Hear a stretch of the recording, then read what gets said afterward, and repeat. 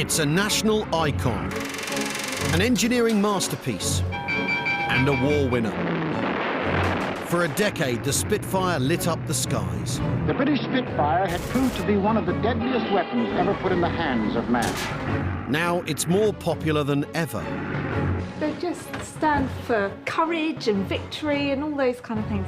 And at one of Britain's greatest wartime airfields, it's being brought back to life. There I was, sitting there in amongst a 12 grand lump of wreckage, basically, but feeling quite pleased with myself that I now owned a Spitfire. Over the course of 9 months, we'll be following this small team of engineers as they rebuild Spitfires. It's a wobble pump. Explore their history. Gosh, look at that. And give veterans another chance to fly. Wonderful. They'll be using many of the same plans, tools and methods as their 1940s counterparts. I've got to warn you, there probably will be some banging, clattering and scouring the planet for as many original components as they can find. I want 15 grand. But they're on a budget, they're on a deadline. Got to do it today, otherwise we look like a bunch of idiots. And those planes have got to fly. Welcome to the Spitfire Factory.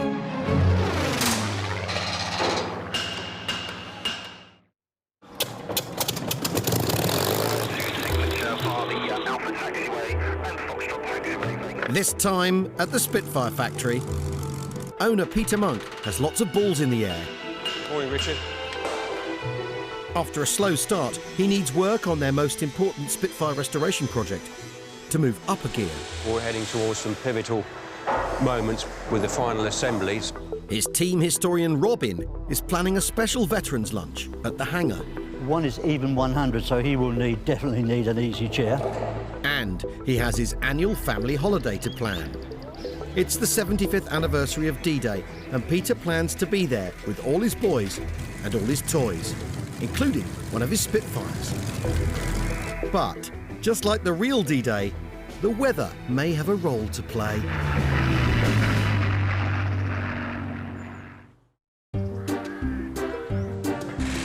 It's been over a year since Spitfire MJ755 arrived back in the UK from Greece to be restored to flying condition. After months of painstaking preparation, assembly of both the fuselage and the wings is well underway. But now they have just 8 months left to finish it. Today, the team is preparing the fuselage for a trip to the paint shop. Exciting times for 21-year-old trainee Alex Monk, the boss's oldest son, because this is his first major restoration project. We're just plugging up the last holes on it and putting in the last rivets, and what will happen is it will go over to the paint shop. And so far, so good, it's actually pretty smooth. So you probably won't even see half of those rivets when you get some paint on it. So, and you can get that look, then it normally looks pretty slick because the whole airplane looks like one piece. On the first Spitfires, designer R.J. Mitchell used a combination of flush and rounded rivets. Testing showed that using more expensive flush rivets on aerodynamic surfaces could increase speed by 22 miles an hour. Alex has personally fixed about half of the 15,000 odd rivets used so far. There's now about 65,000 or so to go. He's learning the ropes under the watchful eye of Chief Engineer Franco. 15 months work, ready now to get it painted, and next stage we'll get it all kitted out. Wait a minute, I think they're going to drop it in a minute.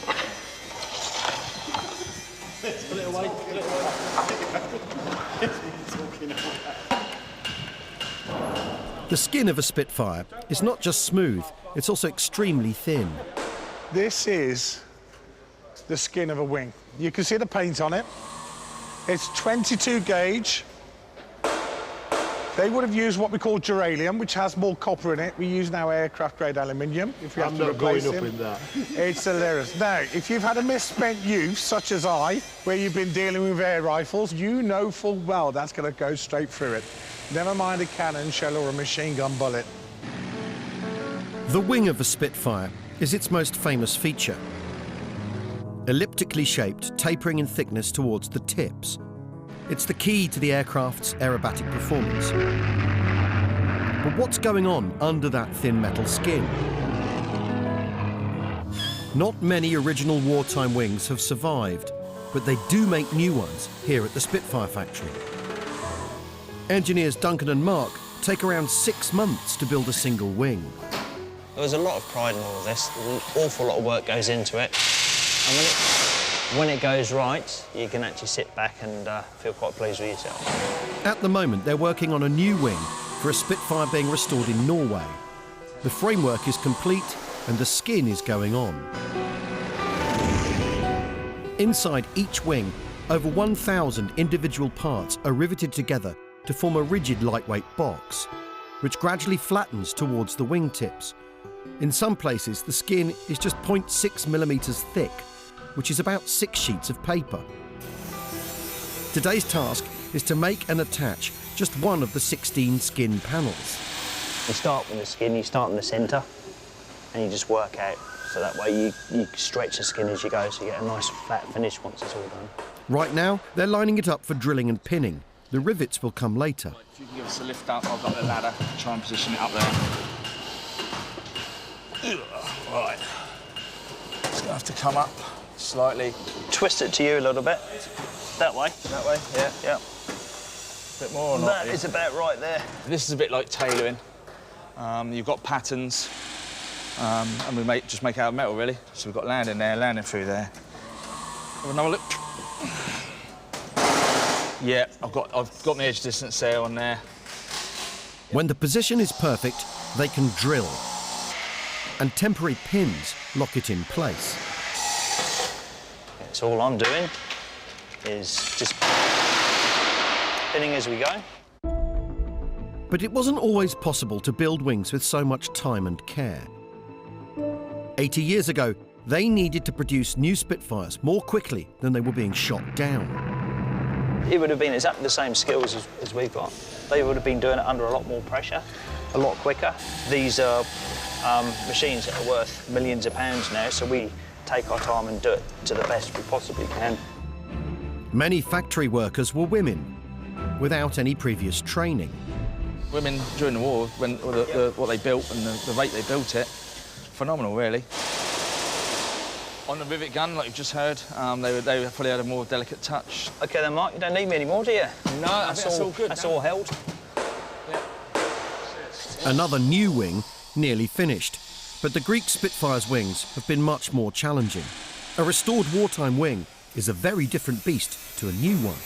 This was made 80 years ago, so, and you can tell it's been mass-produced. That's near to breaking through, and then it pitches back in again, so it's almost wavy through. Nowadays, we wouldn't do that. We would be pitched in, equus-spaced, straight lines, but not knocking it, under a lot of pressure, being bombed regularly. Back then, it was get them flying, defend the island, and that's what we done. The boss is determined to use as much of the original wing as possible. This particular one, it's been a number of years outside, which took its toll on the aircraft. The condition of it has become very poor. Every panel and piece of frame has been dismantled, stripped of paint, and where possible, reused. Authenticity is priceless, and there's one section that Peter's especially excited about. This wing has all of the components for installing the machine guns. Now, it's rare to see all of this, almost unheard of, but it's all there in its entirety. If we were to put a machine gun into this position, clamp it into place, bullets in the ammunition box, these guns would operate exactly as they would have done. As the role of the Spitfire changed over time, the wings got chunkier so they could carry bigger and more powerful weapons. Each of the Greek Spitfire's wings was fitted with one 8-foot-long 20mm cannon and 2 Browning machine guns, which could fire at a rate of 1,150 rounds per minute, but only had enough ammo for a couple of short bursts, totaling about 15 seconds. The cannon and the machine gun, which are fitted in this position, are fed by these rollers here through the drums, which are fitted in this position. There's the belts fitted in here. So the smaller caliber gun. We go around this side of the wing. The bullets are actually stored in a box, an ammunition box, one of which goes here and one of which goes there. So here we have these are the unrestored ammunition boxes. You can see the marks there where the bullets laid in there would have run along the bottom before running round here and out through there into the machine gun. So you can see that this one's actually been used. In a few weeks' time, this meticulously restored wing will be ready to go back on the aircraft. But first, that fuselage needs a paint job. You steer in at the front and I'll steer the back. Go on, Frank, get that drift on. After World War II, the Greek Air Force bought over 200 RAF Spitfires, many of which fought in the Greek Civil War. This is the only survivor, and soon it will bear its unique Greek Air Force paint scheme once more. We're on a taxiway right now, and because we're on a live airfield, we need to get an escort from a truck so people can see us.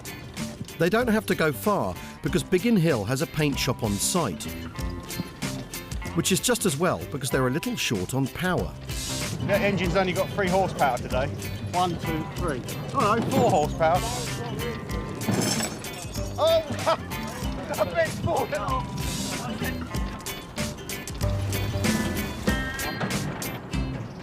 For the paint shop team, it must make a nice change from respraying corporate jets. The base material's really thick, so to get everything to mix together, it's just quite tough to start with. This is the colour scheme that's going to be painted in, like it was back in 1953, the last time this aircraft flew. Instead of having classic red, white and blue RAF roundels, they will be in Greek Air Force white and blue. When it's finished, it should come out of here looking like that. All nicely painted.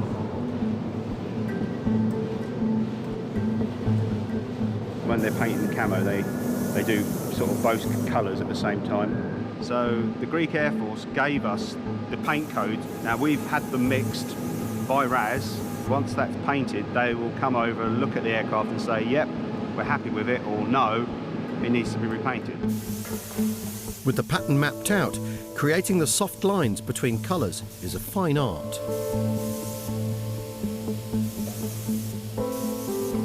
So we just need to sort a few bits out that aren't quite right with the camouflage, but generally pretty good.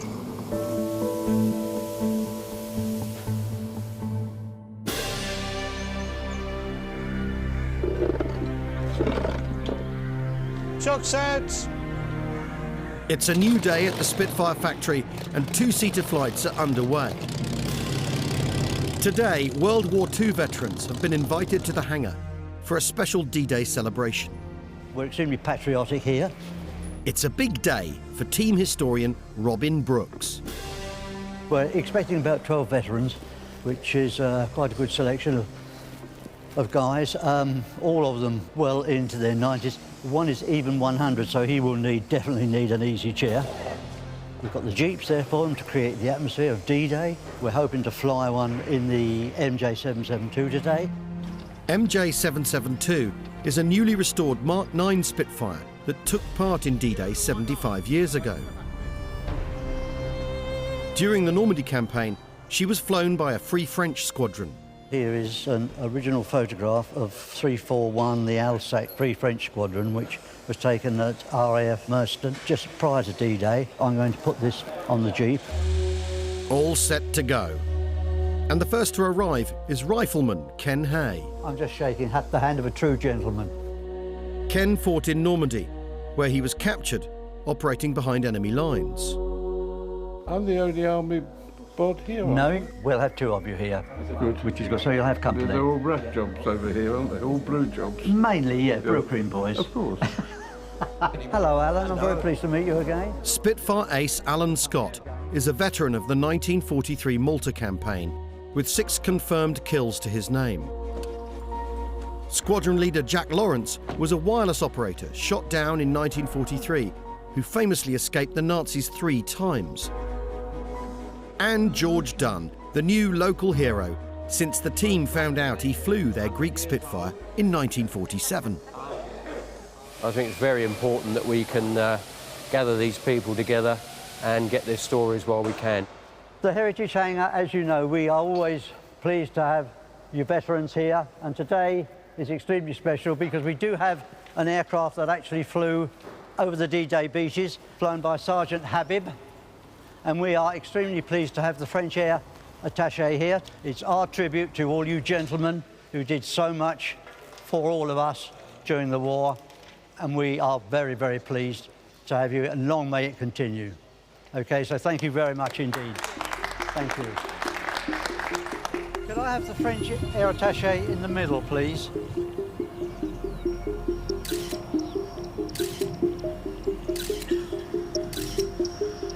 Photo op completed, it's time to fly. 97-year-old Spitfire reconnaissance pilot John Musselwhite is going up in the Spitfire, while other veterans get to watch from the air. John last flew a Spitfire in 1946, and once in the air, he'll get to take the controls again.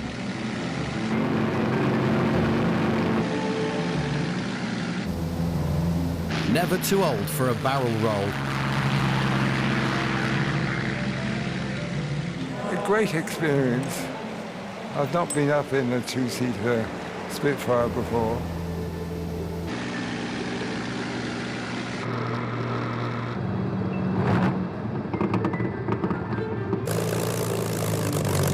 That was something.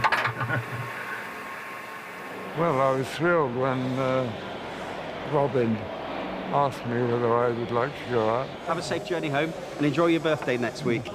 It's been a great start to the Spitfire Factory's D-Day anniversary celebrations. They've all gone home happy, and that's what we like.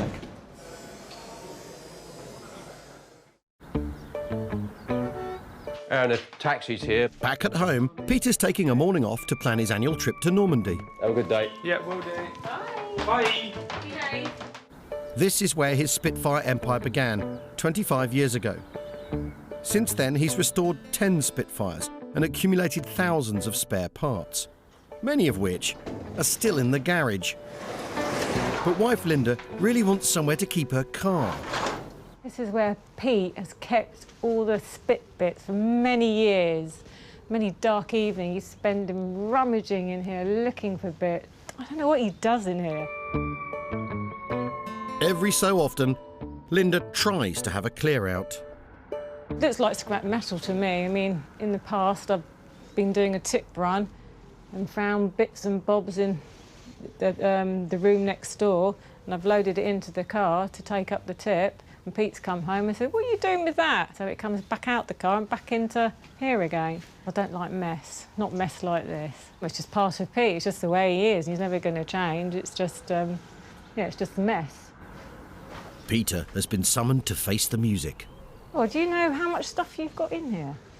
Well, to be honest with you, I thought I'd move most of it out, but... It's like buried treasure. Do you know what's all in these boxes?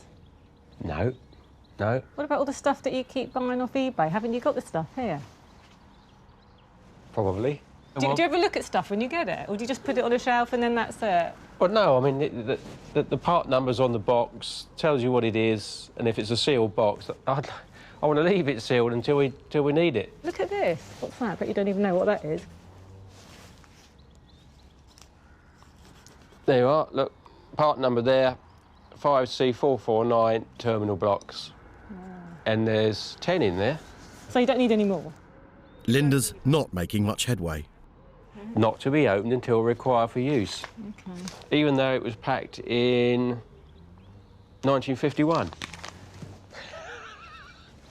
To put it back. Okay, okay. It was quite safe where it was. But just looking at it, it's, yeah, it's, Oh, is he wavering? I just had a little moment there. I think, actually, it's all bloody junk. But it isn't. So can it go in the skip yeah, then? no way is it going in the skip. Final score? Parts sent to the skip, 0. 0, dear. A mess. And it looks like Linda's car will be staying in the drive for quite a bit longer. Back at the hangar, the Greek Spitfire is back from the paint shop, looking sharp.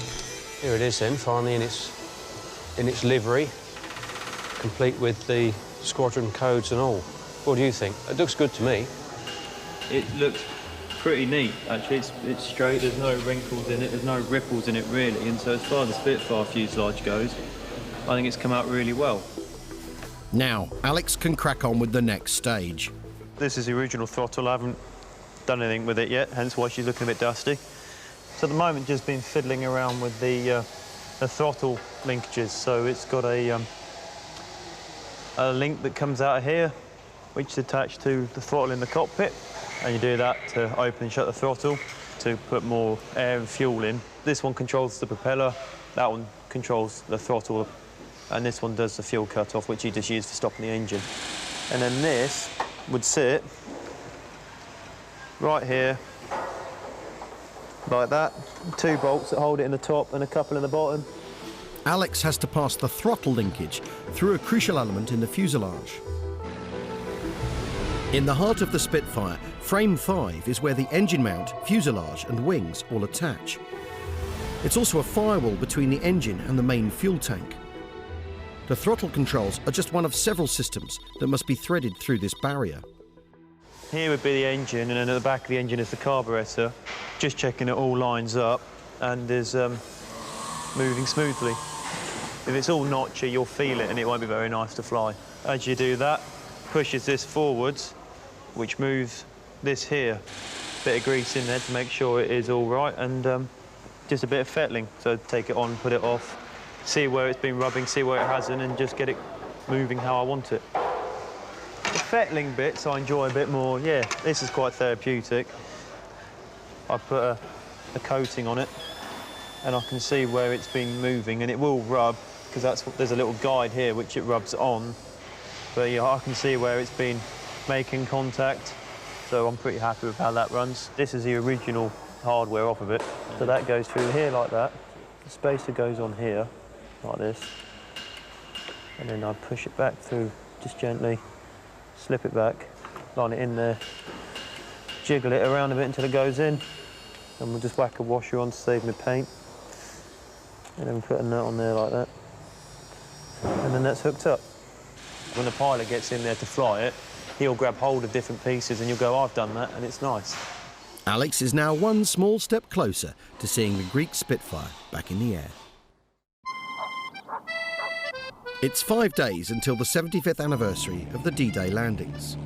Across the Channel in Normandy, a huge event has been planned to commemorate the anniversary. Peter plans to take 2 of his sons, and he's hoping one of his pilots will be able to fly out their D-Day Spitfire, MJ772. What will be the icing on the cake is if we're able to find some agile veterans that we can fly along the beaches on the 5th and the 6th, and hopefully the 7th, before they bring the aircraft back to Biggin Hill. 55 squadrons of Spitfires took part in the Normandy invasion. With limited resistance from the Luftwaffe, the Spitfire was given a variety of roles. High-altitude reconnaissance missions to photograph enemy positions, ground attack missions against gun emplacements and enemy vehicles, and some were used as spotters for Allied warships as they targeted coastline defences. Peter will need clear flying conditions to get his Spitfire out and back. So, like the Allied generals in June 1944, he's going to be watching the weather very closely. Like this 100% cloud cover all the way down the coast there, which isn't much help to us at all. But Peter's not the only one preparing for D-Day. At Duxford Airfield in Cambridgeshire, a small fleet of these aircraft has been assembling. And in a couple of days' time, Spitfire Factory pilot Peter Kinsey will be flying one. So he's come to check it out. Well, it's very original. I'm not sure it's been painted since 1943. The table we're looking at here is the navigator's table. He had instruments here which duplicated some of the pilot's instruments, and a light to shine on his maps there. Opposite him on the other side is the radio operator's seat. This was one of Eisenhower's 4 machines that won the war. An iconic transport plane known in Britain as the Dakota. Developed from the Douglas DC-3 airliner, they could operate from short runways and were used to airlift supplies and troops to the front lines. On D-Day, they were famous for towing gliders and dropping paratroopers. 12 people will stand up and they will jump out one after the other. And because they had to land them in a very small area, so they were all together when they landed, they jump with about a 1 second gap, approximately, between each one, and no one can hesitate. So the jump master's job is, if anyone does hesitate, just to put his foot in the middle of their back and kick them out, because there can't be any delay at all. On the 5th of June, these vintage aircraft will recreate the mass paratrooper drops of D-Day, weather permitting. Back at Biggin Hill, Alex is preparing his own invasion force. An original piece of paratrooper kit. So this is an Excelsior well bike.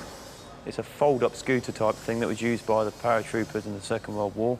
This would be dropped with them on a separate parachute in a canister. Canister would open up, fold the bike out and ride off in theory. Roads have bumps in them and potholes, and this only has tiny little wheels and no suspension. Bit of a git to start, don't start very well. It's got no gears, it's got one brake. They're not brilliant. Like, as an idea, it was good. It just didn't carry it out very well. At least we've got the banjo bolt fits now, does it? Yeah, all that's left on the other one. So, it wasn't exactly our finest hour. But Alex is keen to take it anyway.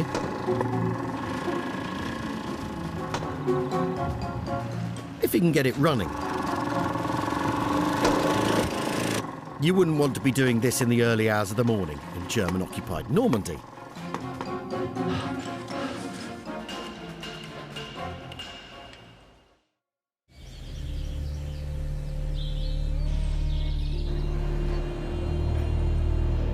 At another restoration workshop, another merry band of engineers is attempting to restore another unsung hero of the Normandy campaign, the near-forgotten Hawker Typhoon. But they've not got much to work with. This is the largest original lump of a Typhoon extant anywhere other than the complete example in the RAF Museum in Hendon. So we've got the rear cone of the fuselage with us, which we're stripping down. The skins, the outer surface, obviously is too far gone. All round the roundel, that's completely scrap. So what we have to establish now, by removing all the skins, is how good the structure internally is. The frames on the inside, we hope, will be mostly usable, certainly repairable in many cases. And the idea is to try and salvage every single thing that we can. Steve is hoping to restore what's left of this plane to become the world's only flying Typhoon. And his team will do whatever it takes to save each individual part. We can remake things like this, but that sort of defeats the object of restoration. If you see what I mean. Yeah. If we can save this, then, you know, it is what it is. This has done the business. It's flown. It's been there. Yeah. So, going to have a go at dressing that out. So we put it in the oven, and yeah, hopefully it will go. The oven is used to soften the metal at over 500 degrees, so that Jake can literally hammer it back into shape. Raising the money to restore the Typhoon is also a monumental task. We're going to raise 5 million, and we're going to rebuild a Typhoon to fly. I mean it, and I'm going to bloody make sure it happens. Originally designed as an interceptor, the Typhoon couldn't compete with the latest German fighters. But it did prove a very stable low-level gun platform. Armed with rockets, it became the RAF's most lethal ground attack aircraft. A vital role as the Allies fought their way back across Western Europe. But in Britain, its memory has been eclipsed for a simple reason. The Spitfire was in the Battle of Britain, which was in the skies overhead the UK. So people saw what it was doing firsthand. The Typhoon made its name in Normandy, and on the continent, the French, the Dutch, the Belgians, they can't get enough of the Typhoon. There are memorials everywhere, there are plaques, the streets are named after their pilots, everything. Yet over here, most people don't know what a Typhoon is. Sam has enlisted veteran pilot Bernard Gardner to help his cause. In May 1944, Bernard was a 21-year-old pilot in 257 Squadron when he first flew a Typhoon. It was quite daunting, really, because we suddenly had a much heavier aeroplane altogether, much more powerful, and it's quite daunting to sit in the cockpit and realise that I'm going to have to fly this thing. It absolutely leapt into the air with that 2,000 horsepower Sabre engine. At full power, the aeroplane, it really was straining at leash. These were fitted with 8 rocket rails. The rockets were underneath the wing there. They all went out with a very loud whoosh as they fired. In Normandy, the Typhoon proved devastatingly effective. Rommel said that the reason the Allies won at Normandy was because of the Typhoon. He said none of his troops, his armour, could move during the day in good weather. They were just effectively stopped in their tracks because of the Typhoon. We'd probably approach it something like 2,000 feet and then dive down along the trenches. The Typhoon, of course, very fast, and it gets over 500 miles an hour in dive. I can't remember ever feeling fear going into the operation at all. In the workshop, Jake's been hammering away on that frame section for hours.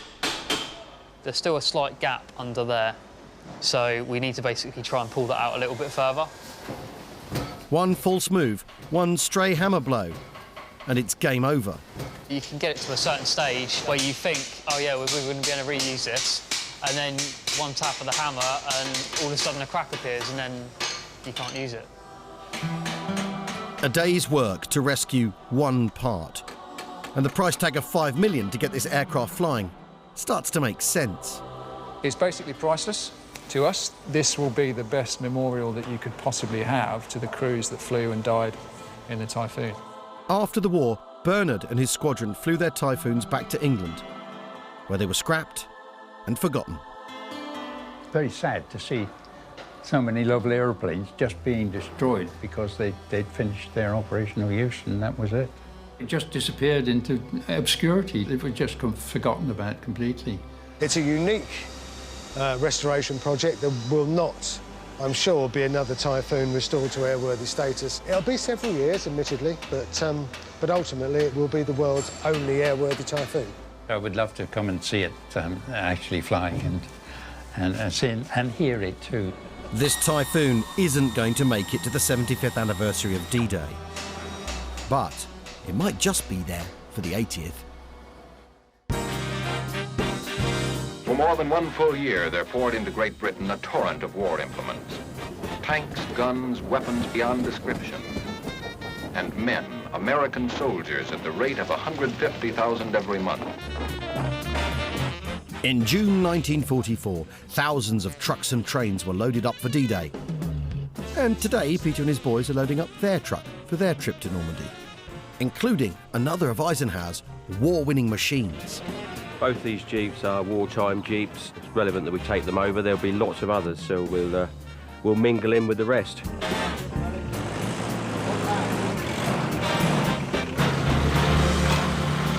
We've got the canvas top on this one, which is the one I'm driving. The one that Alex is driving hasn't, so he's going to get a wet backside. I just like things that look good. Jeep looks better with the roof down. Peter's youngest son, Leon, has also caught the family history bug.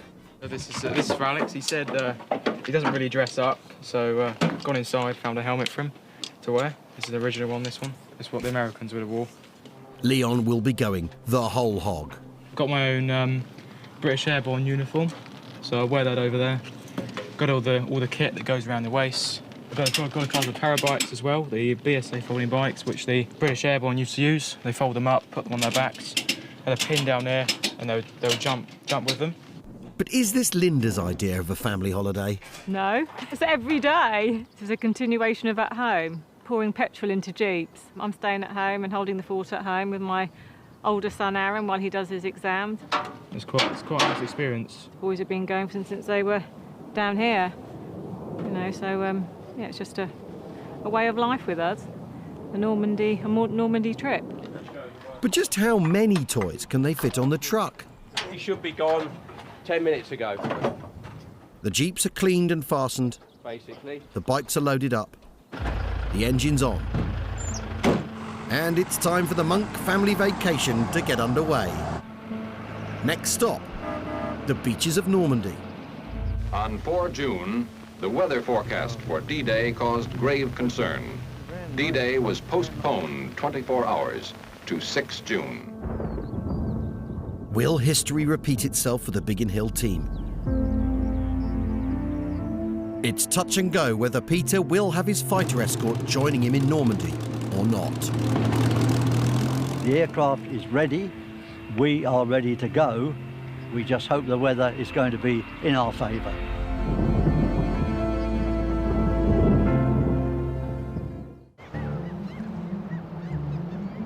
In Normandy, people and machines are gathering in the streets and on the beaches.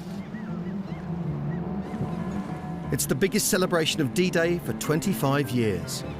1940s uniforms outnumber civvies.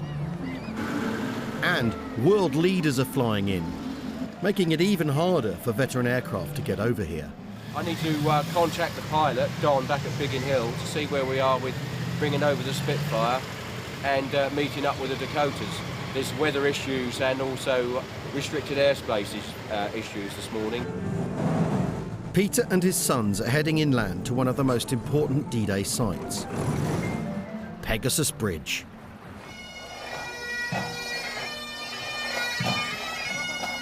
It was here that the first attack of D-Day took place just after midnight on the 6th of June. 181 men in 6 gliders landed yards from the bridge, captured it in just 10 minutes, and held it until reinforcements arrived. Many were just a few years older than Leon is today, and they're remembered here with great reverence. It is a pilgrimage. The majority of people here have relatives that took part in the Normandy invasion. So, you know, they continue to, they help keep the memory of all this alive, and it's very important. So we need it all to come together. We've got the vehicles, they're here. We just need the aeroplane now. Back at Biggin Hill, MJ772 is refueled and ready for action, if the weather gods allow. At Duxford, the Dakotas are also waiting for the all clear. Over 200 paratroopers are getting ready, including 2 D-Day veterans, Harry Reid and John Hutton. Thanks, eh? Well, I'm now 95 and I've been talked into doing one last parachute descent. I was only 19 then, so all I wanted to do was do something exciting, you know. I came here out of a promise I made to my mates who are buried here now. The modern paratroopers are kitted out exactly as their counterparts were in June 1944.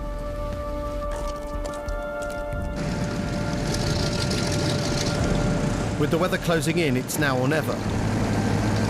And the Dakotas are go.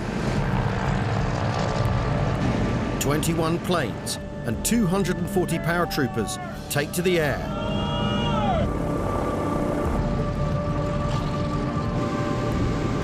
But where is their fighter escort?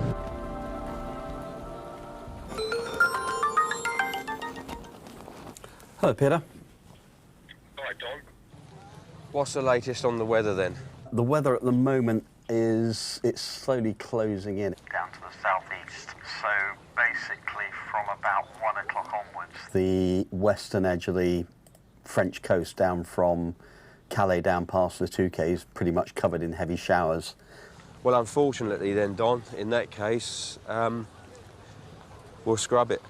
OK, all right then, I'll let everybody know here. I mean, it's disappointing, obviously. Absolutely, and the airspace restrictions haven't helped either, have they? So, all right. Scrubbed. They're just in the big enough window to get the aeroplane over and back. Weather tomorrow is just as bad, so, and getting worse on Friday, it's going to be awful, so we scrubbed it. That's a bucket list. But the 75th anniversary of D-Day must go on. In the early hours of June the 6th, paratroopers landed to take control of key positions. At 5 a.m, Allied ships started pounding German coastal defences, covering the approach of the landing craft. At 6:30 a.m, H-hour, the barrage stopped, and the first Allied troops landed on 5 Normandy beaches. Spitfires and Typhoons flew overhead, defending the airspace and launching ground attacks on fortified positions. Thousands died, but the beaches were secured. Operation Overlord had begun.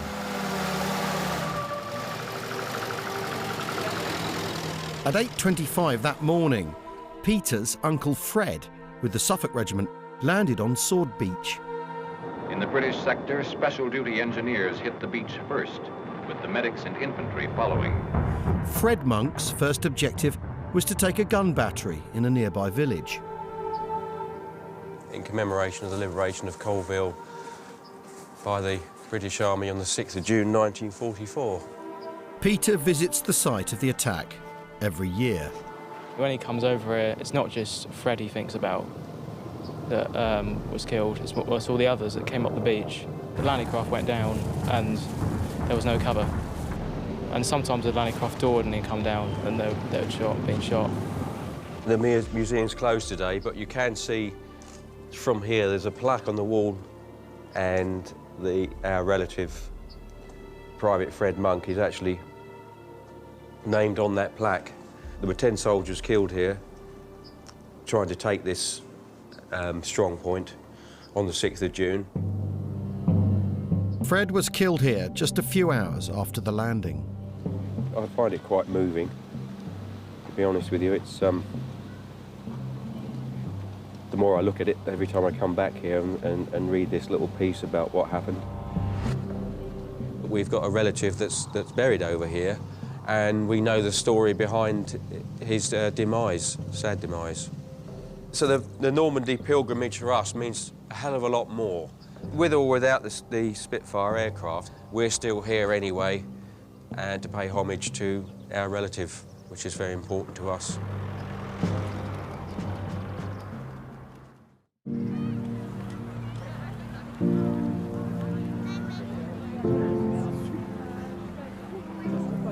Late in the afternoon, the Dakotas are nearing Normandy. Thousands have gathered to watch. I'm very surprised we haven't been able to see any yet.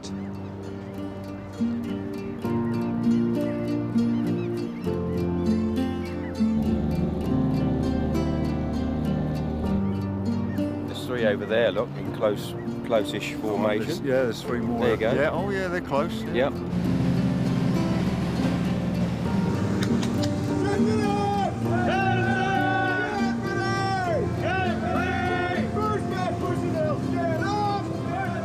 There's another one. Yeah, if you have a look, there's 2 and more. 3 more out to sea.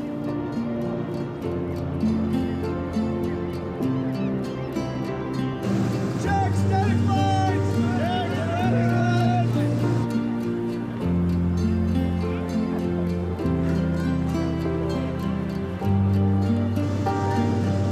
right there.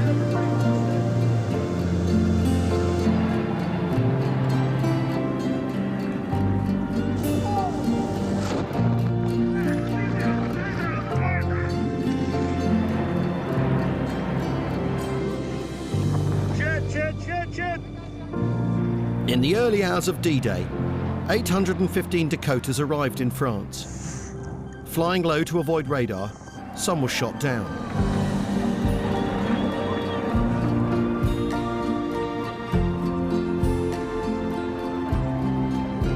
"24,000 paratroopers dropped from the skies. Landing deep inside enemy territory, many were instantly hit by machine gun fire.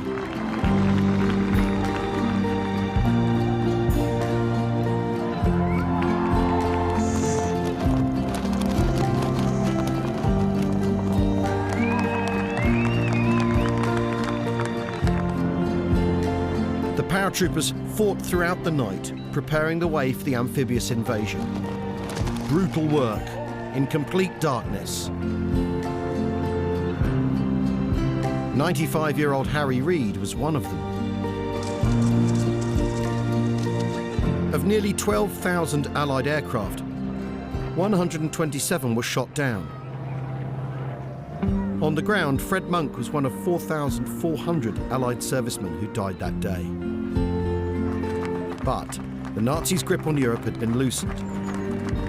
And in the hands of the Free French Squadron, the work of Peter's D-Day Spitfire had just begun. Next time, one of the last planes shot down in the Battle of Britain re-emerges from the earth. You can actually smell the petrol from 80 years in the ground. Veteran pilot Archie McInnes tells his incredible survival story. I could feel the armour plate taking over, and I was hit in the back. And a big leap forward for the Greek Spitfire restoration is on the cards. Good. Yep.